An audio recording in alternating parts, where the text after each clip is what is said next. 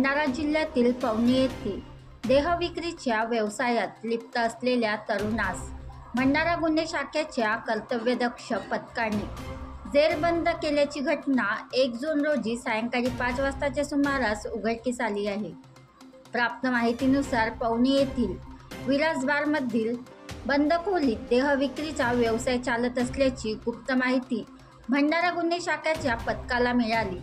त्या माहितीच्या आधारे भंडारा गुन्हे शाखेच्या पोलिसांनी सापळा रचून विराज बारमध्ये एका बंद खोलीत देहविक्रीचा व्यवसाय करणाऱ्या महिलेस पोलिसांनी रंगेहात पकडले। सदर पीडित महिलेला महिला पोलिसांनी विचारपूस करताच तिने आरोपी रुपेश शेंडे राहणार पवनी या इस्मानाने आपल्याला देहविक्री व्यवसायात आणल्याचे सांगितले।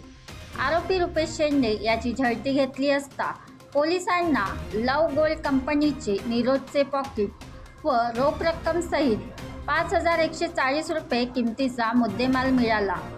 अनैतिक व्यापार प्रतिबंध अधिनियम 1956च्या कलम 3, 4 व 5(1) क अंतर्गत आरोपी विरोधात कारवाई करण्यात आली असून सदर कारवाई ही भंडारा पोलीस अधीक्षक लोहित मताणे यांच्या मार्गदर्शनात भंडारा गुन्हे शाखेचे पोलीस निरीक्षक नितीन कुमार चिंचोळकर, सपोनी केशव पुंजवाड, महिला पोलीस उपनिरीक्षक प्रीती कुळमेते, पोलीस हवालदार वेदुलकर, पटले, बारापात्रे, मस्के, महिला पोलीस हवालदार कापगते, खराबे व तिवाडे यांनी केली आहे।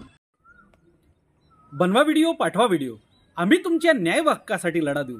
ताज्या बातम्या व घडामोडींसाठी पाहत राहा फक्त महाराष्ट्र लाईव्ह न्यूज।